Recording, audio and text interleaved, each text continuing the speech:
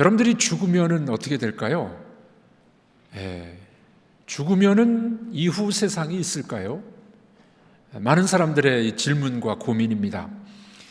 레이몬드 무디라는 분이 계셨는데, 이분은 원래 철학과 교수였다가 의과대학을 다시 들어가서 의사가 됩니다.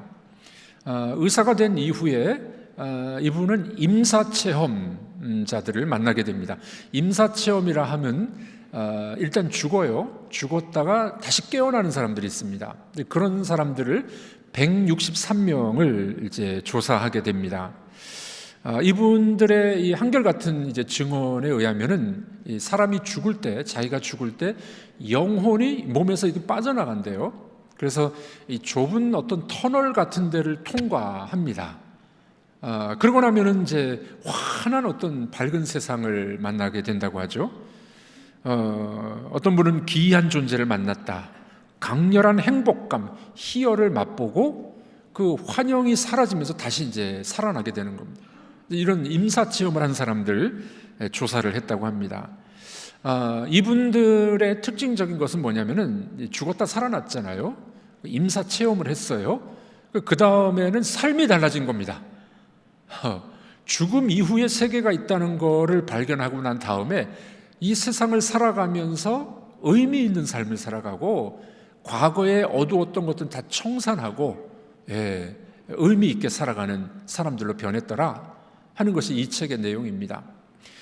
또 한 분이 있는데, 제프리 롱이라는 분이 있습니다. 이분은 미국의 종양학의 의사입니다.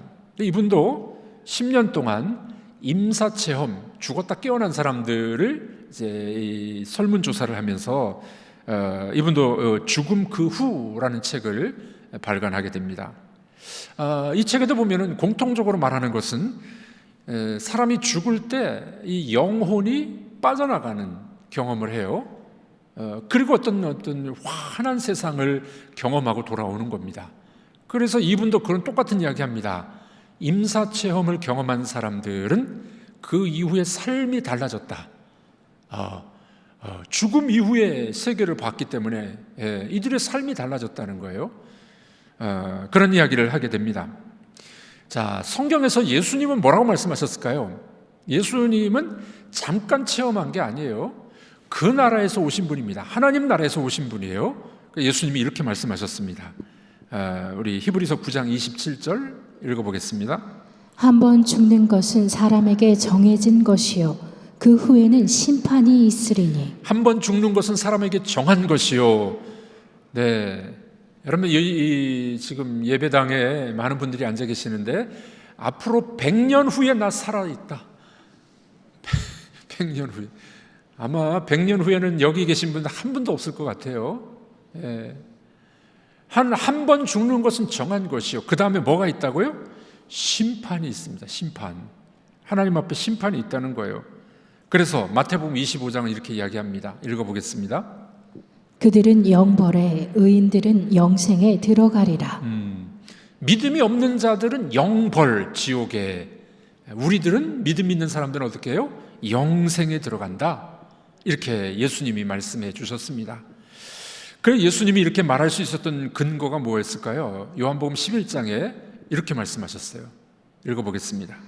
나는 부활이요 생명이니 나를 믿는 자는 죽어도 살겠고 무릇 살아서 나를 믿는 자는 영원히 죽지 아니하리니 이것을 내가 믿느냐. 네, 나는 부활이요 생명이니, 예수님이 부활이고 생명이니 믿는 자는 죽지 않고 영생을 얻을 것이야. 네가 이것을 믿느냐?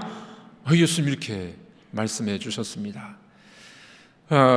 인도에서 선교 사역을 감당했던 스탠리 존스라는 분이 계십니다. 유명한 분인데, 이분이 노방 전도를 하는 거예요. 길거리에서 전도를 하는데, 어떤 이슬람 교도가, 무슬림이 이 스탠리 존스 선교사님에게 이렇게 질문하는 겁니다. 우리는 당신네들이 갖고 있지 않은 것을 갖고 있습니다. 그게 뭡니까? 그랬더니 이슬람 교도가 이렇게 이야기하는 거예요. 저 메카에 가면은 마호멧의 시신이 담겨 있는 관이 있습니다. 기독교는 그런 거 없죠. 예루살렘에 가면은 예수의 무덤이 비어 있지 않습니까? 이렇게 이야기를 한 겁니다. 그때 이 스탠리 존스 선교사님은 이렇게 대답합니다. 그게 바로 이슬람과 기독교가 다른 이야기입니다. 예수님의 무덤이 비어있는 이유가 뭐냐면 그분이 부활하시고 하늘나라에 승천하셨기 때문에 예수님의 무덤은 비어있는 겁니다. 이게 이슬람과 기독교의 차이점이요 라고 이야기를 했다고 합니다. 여러분들, 예수님의 빈 무덤은 예수님이 부활하셨다는 증거입니다. 오늘 우리가 읽으신 이 고린도전서 15장의 말씀은 이 고린도전서 12장, 13장, 14장에서는 은사에 대해서 이야기해요. 달란트, 은사에 대해서 이야기하다가 그 다음에 15장에 들어와서 갑자기 부활 이야기를 합니다. 부활 이야기. 왜 그랬을까요? 그 이유가 오늘 본문 12절에 나옵니다. 왜냐하면 고린도 교회 교인들 중에 부활은 없어, 뭐 죽으면 끝이지, 뭐 무슨 천국이 있고 부활이 있어, 뭐 이렇게 주장하는 사람들이 있었어요. 교인들 중에서. 그 문제가 발생하니 이제 바울 사도가 이 은사에 대해서 이야기하다가 그 다음에 부활 이야기를 여기 하고 있는 겁니다. 자, 그러면 우리가 질문이 생기죠. 고린도 교회 교인들 안에 왜 부활이 없다고 이야기했을까? 질문이 들지 않습니까? 교인들이 예수 믿는 사람들인데 부활이 없다고 이야기하는 거예요. 그 이유는 당시 문화, 철학, 사회적 환경 때문에 그랬습니다. 여러분, 고린도는 국제적인 항구 도시입니다. 이 그리스, 지금도 그리스에 가면 남단에 떨어져 있는 섬이 하나 있어요. 큰 섬인데 이 고린도입니다. 고린도.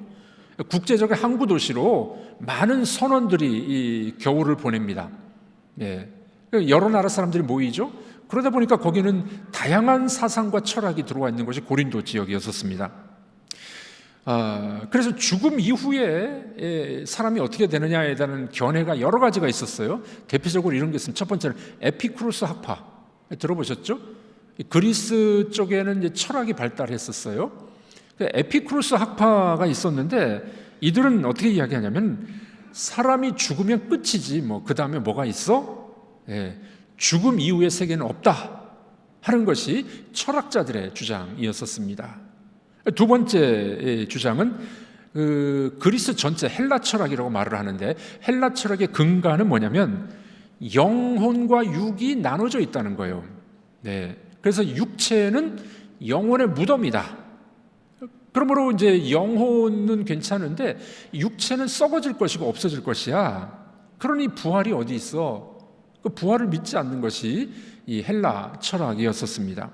세 번째 부류는 그 교회 안에 유대인들 중에서 사두개파가 있었어요. 사두개파 들어보셨죠? 이 사두개파 사람들은 성경에서 구약 중에서 5권만 믿어요. 모세 5경만 믿어요. 창세기, 출애굽기, 레위기, 민수기, 신명기, 이 모세 5경만 믿어요. 모세 5경에는 부활 사상이 별로 없어요. 뒤에 선지서, 이사야나 시편이나 다니엘서나 뒤에 가면은 부활에 대한 내용들이 많이 나옵니다. 그러다 보니까 사두개파 사람들은 모세 5경만 믿으니 부활이 없다는 거예요. 그 부활 사상은 새로운 신학이야 받아들이질 않았습니다. 그러다 보니까 사두개파 사람들은 부활 없어 그렇게 주장했던 겁니다. 네 번째 부류는 영지주의가 있었어요. 영지주의 참 다양하죠. 고린도 교회는 다양한 사람들이 모였었어요. 영지주의, 이 영지주의도 헬라 철학의 영향을 받아서 이 영혼과 육의 이분설을 이야기합니다. 이들의 주장은 뭐냐면은 세례 받을 때, 예수님의 이름으로 세례를 받을 때 이미 우리가 영적 부활을 체험했다는 거예요. 그러면 육체적 부활은 없다. 그렇게 주장을 한 겁니다. 자, 그러니 그 고린도 교회 안에서는 이런 다양한 이 사상과 철학 때문에 부활은 없어, 죽으면 끝이지, 그런 사람들이 많았다는 겁니다. 여러분들은 어떻게 생각하십니까? 죽으면 끝입니까? 죽음 이후의 세계는 없을까요? 질문이 우리에게도 있지 않습니까? 교회 안에 복잡한 사상과 영적 모습으로 인해서 부활을 믿지 못하는 사람들이 많았습니다. 사람들은 참 재밌는 게요, 자기가 믿는 대로만 믿으려고 해요. 그래서 교회에서도 이렇게 설교하잖아요. 설교하면은 언제 은혜 받았다고 이야기하냐면은 자기 생각하고 맞는 이야기를 목사님이 하면은 은혜 받았습니다. 그리고 내 생각하고 좀 다른 이야기 하면은 별로 은혜가 안 돼요. 인간은 똑같아요. 예나 지금이나. 그래서 이 자기 생각에 맞는 것만 취사 선택을 하는 거죠. 그러니까 고린도 교회 안에 부활은 없어, 뭐 죽으면 끝이지 하는 사람들이 많이 있었습니다. 그래서 바울이 오늘 고린도전서에서 부활은 있어요, 다시 사는 세상이 있습니다, 그 이야기를 해주고 있는 것입니다. 자, 왜 그런 이야기를 했을까요? 이 고린도전서 15장 앞부분에서 예수님의 부활을 강력하게 이야기해요. 그리고 뭐라고 이야기하냐면은 예수님이 부활한 것을 목격한 사람이 형제들만 500여 명이 넘는다고 이야기합니다. 형제는 남자죠? 여자와 아이들은 숫자를 뺐어요. 옛날엔 그랬지 않습니까? 그러니까 예수님의 부활을 목격한 사람이 무려 1000명이 넘는 거예요. 지금 고린도 전서를 쓸 때 그 사람들이 살아 있었어요. 바울이 지금 성경의 이 말씀에 거짓말한다면은 그 사람들이 가만히 있었겠습니까? 예수의 부활을 목격한 사람이 1000여 명이 넘고 있어요. 그러니 내가 부활을 이야기합니다. 부활이 사실입니다. 몸이 다시 사는 것입니다. 라고 오늘 본문에 말씀하고 있는 것입니다. 자, 그래서 그럼 오늘 본문이 말하고 있는 핵심이 뭘까요? 무슨 말씀을 하고 있을까요? 부활을 믿고 확신한 사람은 부활의 증인이 되어야 된다는 겁니다. 자, 이게 오늘 설교의 핵심이에요. 부활을 믿고 확신하는 사람은 부활의 증인이 되어야 된다 하는 겁니다. 설교 다 들으셨어요. 그러나 좀 자세히 봐야 되지 않겠습니까? 자, 오늘 이 말씀이 우리에게 어떤 말씀을 하고 있을까요? 첫 번째로, 부활이 없으면 기독교는 거짓말입니다. 첫 번째로, 부활이 없으면 기독교는 거짓이에요. 오늘 읽으신 12절에서 19절의 말씀을 보니 부활을 부정하게 되면 얼마나 심각한 문제가 발생하느냐, 그걸 이제 오늘 본문이 이야기하고 있는 겁니다. 오늘 본문의 핵심 구절은 13절과 16절이에요. 똑같은 말을 2번 반복합니다. 조금 달리 반복을 해요. 한번 읽어보겠습니다. 13절입니다. 만일 죽은 자의 부활이 없으면 그리스도도 다시 살아나지 못하셨으리라. 네, 부활이 없으면 예수님 살아나지 않았다는 거예요. 16절 또 읽어보겠습니다. 만일 죽은 자가 다시 살아나는 일이 없으면 그리스도도 다시 살아나신 일이 없었을 터이요. 네, 같은 말이죠. 왜 2번 말했을까요? 강조하려고, 확실하다는 걸 보여주기 위하여 2번 강조합니다. 예수님의 부활을 부인하면 어떤 결과가 나타날까요? 그 중간에 있는 말씀이 이런 말씀이에요. 첫 번째로, 바울의 복음이 거짓말이야. 14절에 그렇죠? 또 두 번째, 우리의 믿음도 헛것이야. 부활이 없으면 이렇게 믿음이 헛것이라는 거예요. 14절. 그 다음에 세 번째, 15절에 나옵니다. 증인들은 거짓 증인들이야. 네 번째, 18절에 나옵니다. 예수님 믿고 죽은 사람들 망한 사람들이야. 다섯 번째, 19절에 나오죠. 부활이 없다면은 그리스도인들이 가장 불쌍한 사람들이야. 이렇게 이야기하는 겁니다. 이건 이제 부정을 통해서 강한 긍정을 말하는 거예요. 만약 없다면 우리가 가장 불쌍한 사람들이야. 있기 때문에 불쌍하지 않아. 그런 이야기입니다. 여러분들, 예수님의 부활이 없다면은 이 시간 나와서 예배 드리는 여러분들 헛일 하는 거예요, 지금. 여기 왜 나오셨어요, 여기? 저 배산에 좀 놀러 가시고, 맛있는 거 들러 가시고. 놀러 가야지. 왜 주일날 이 좋은 시간에 여기 나와 앉아 계십니까? 부활이 없다면은 이 믿음과 우리의 신앙이 다 가짜라는 거예요. 거짓말이라는 거예요. 이렇게 강한 부정을 이야기하는 이유가 뭡니까? 그게 아니기 때문에 부활은 있어요. 그걸 강조하려고 그렇게 말씀하고 있는 것입니다. 여러분들, 우리가 부활이 없다면, 몸이 다시 사는 것이 없으면 예배 드리는 것도 헛것입니다. 시간과 돈과 힘을 드리는 것 다 가짜입니다. 성경도 가짜고 하나님도 가짜예요. 부활이 없다면 다 가짜라는 거예요. 그러나 하나님이 예수 그리스도를 다시 살려주셨습니다. 예수 믿고 죽은 자들도 다시 부활하게 될 줄로 믿습니다. 예수님을 믿는 사람들, 천국과 영생과 부활이 있습니다. 바울이 그렇게 지금 주장하고 있는 것이죠. 얼마나 강한 주장입니까? 도널드 그레이 반 하우스라는 목사님이 100여 년 전에 살았는데 이분이 아주 탁월한 설교자였었어요. 그런데 그 젊은 나이 때 그만 사모님이 어린 아이들을 냅두고 돌아가신 겁니다. 목사님 사모님이 돌아가셨어요.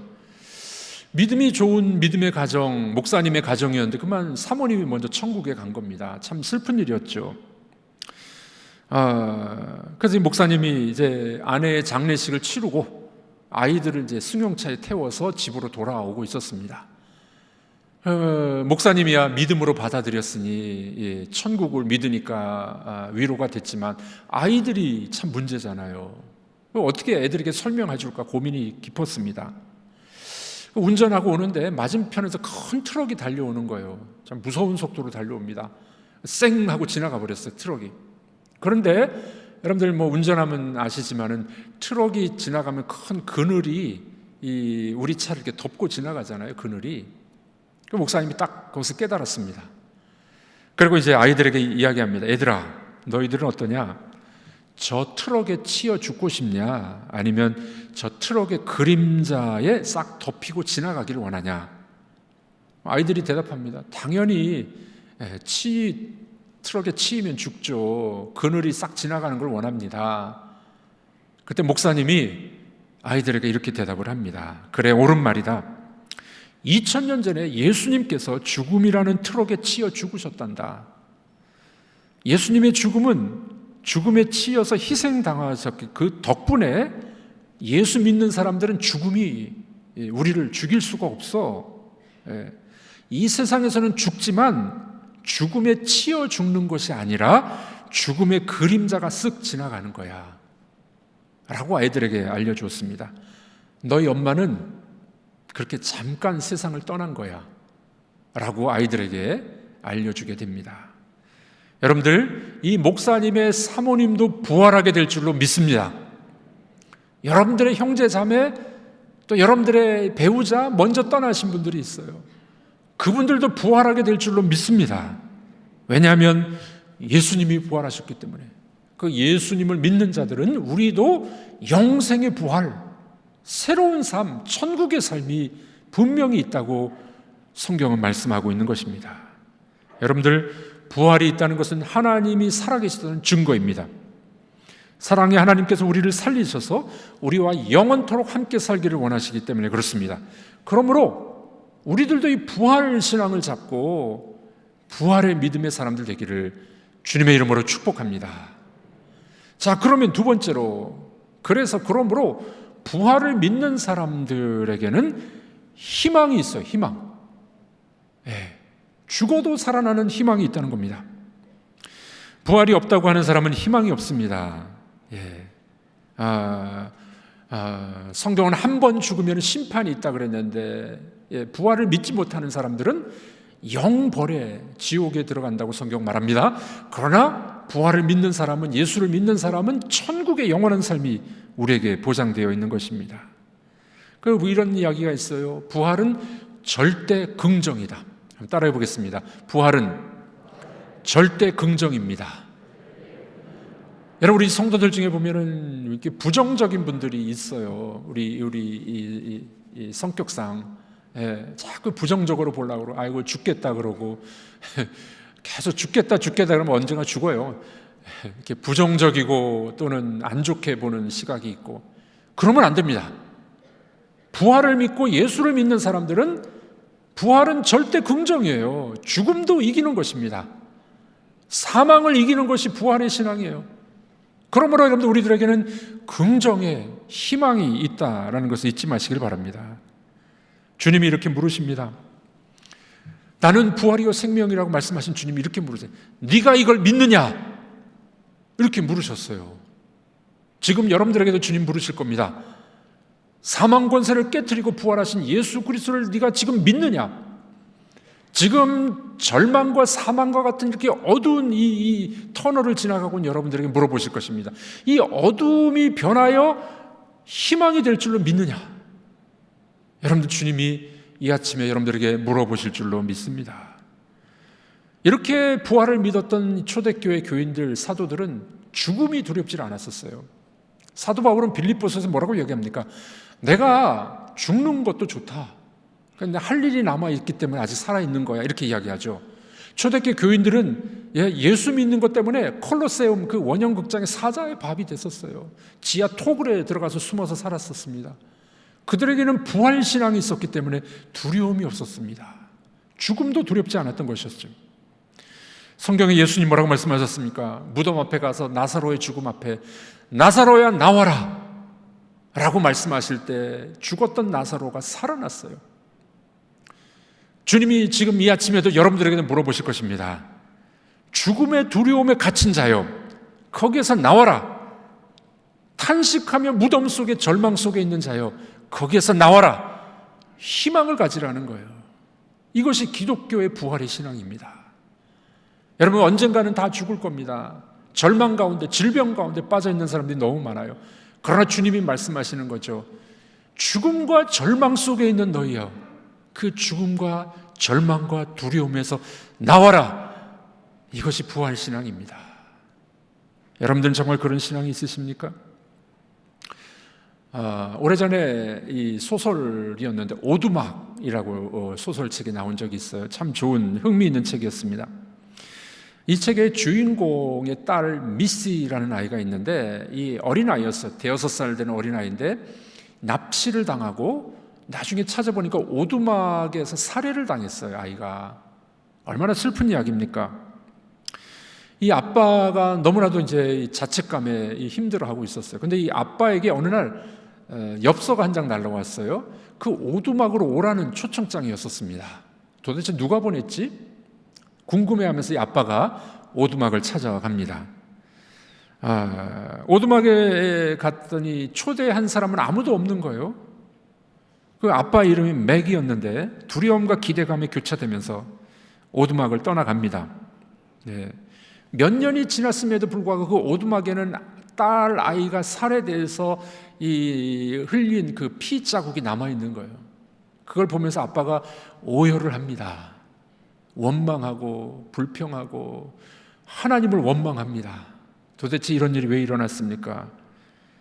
그렇게 몸부림치며 웁니다. 네. 얼마 후에 이 아빠 맥은 이 힘이 다 빠져가지고 그만 오두막의 벽에 기댄 채로 깊은 잠에 빠져들게 됩니다. 그렇게 얼마를 잔 후에 아빠는 헛걸음한 것을 후회하면서 오두막을 떠납니다. 그 언덕 위에 한 15m쯤 올라가는데 그 황량했던 겨울 산이 따뜻한 봄 기운으로 싹 바뀐 거예요. 봄철로 바뀐 겁니다. 마치 마법에 걸린 것 같았습니다. 실은 꿈을 꾼 겁니다. 꿈을 꾼 거예요. 꿈속에서 뭔가 홀린 듯이 다시 오두막으로 들어옵니다. 거기 갔더니 세 분이 계시는 거예요. 흑인 여자의 모습으로 나타난 성부 하나님 엘루시아. 이게 소설이니까 이제 그렇게 그린 거죠. 그 다음에 별로 잘생겨 보이지 않는 유태인 청년 예수, 그리고 신비로운 동양 여인으로 나타난 성령 사라유, 하나님을 만나게 된 겁니다. 2박 3일 동안 셋이면서 하나요, 하나이면서 셋인 하나님과 함께 지냅니다. 실제로는 이 아빠가 이제 깊은 단잠을 자면서 하나님을 만난 거예요.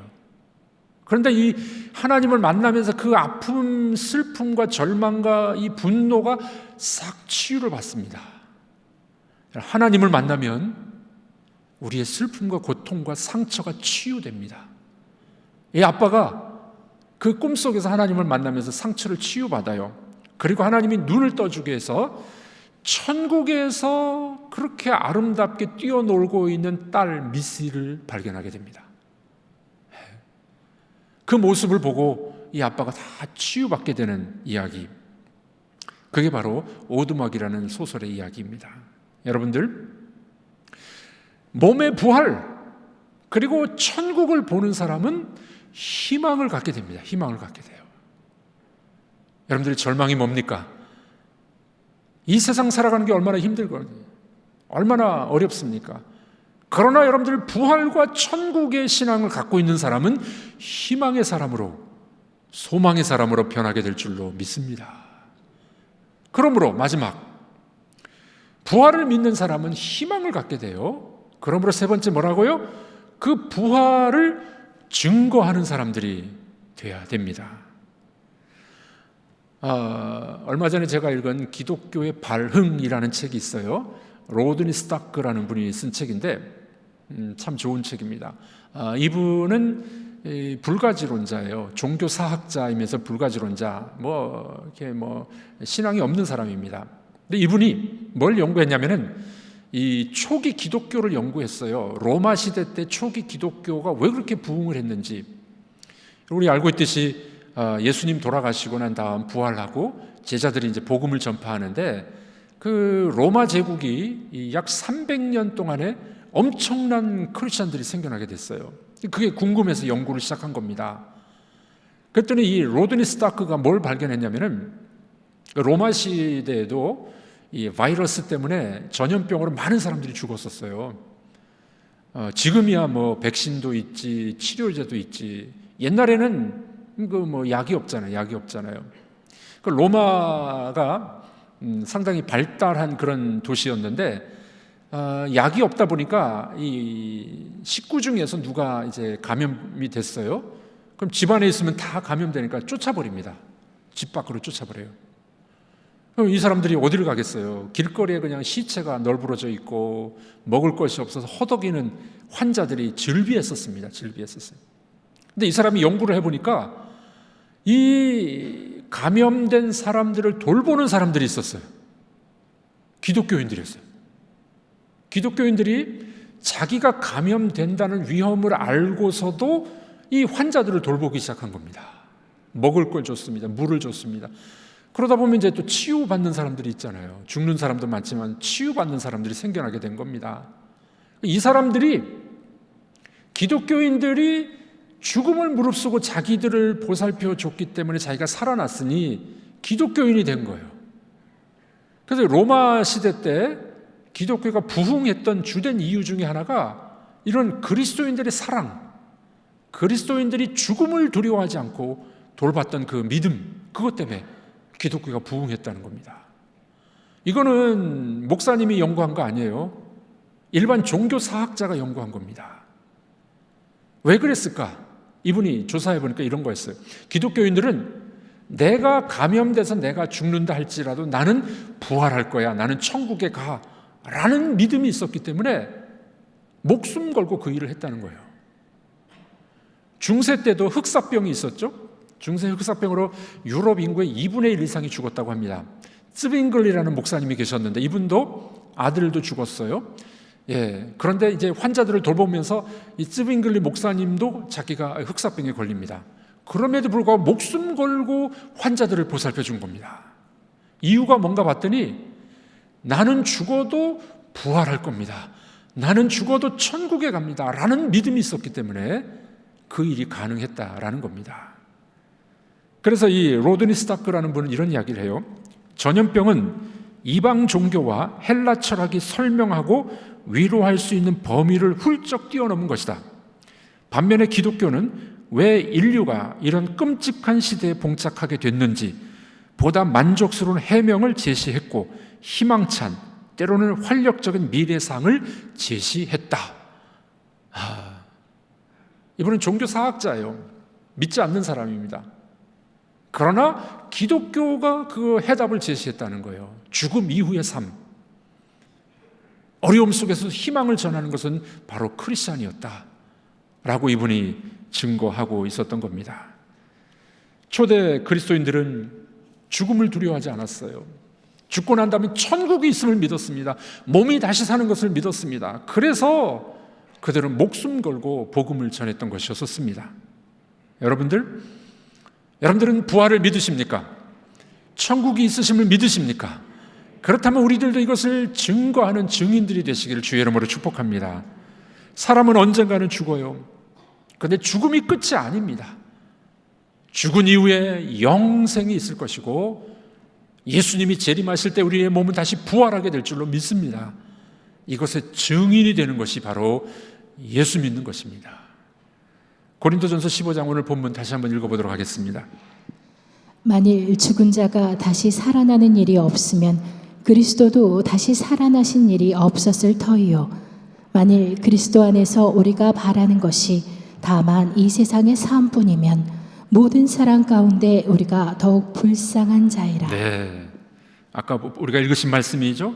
요한복음 11장 예수님 말씀 우리 읽어보겠습니다. 나는 부활이요 생명이니 나를 믿는 자는 죽어도 살겠고 무릇 살아서 나를 믿는 자는 영원히 죽지 아니하리니 이것을 내가 믿느냐. 나를 믿는 자는 죽어도 살겠고 무릇 살아서 나를 믿는 자는 영원히 죽지 아니하리니 이것을 내가 믿느냐. 여러분들의 대답은 무엇입니까?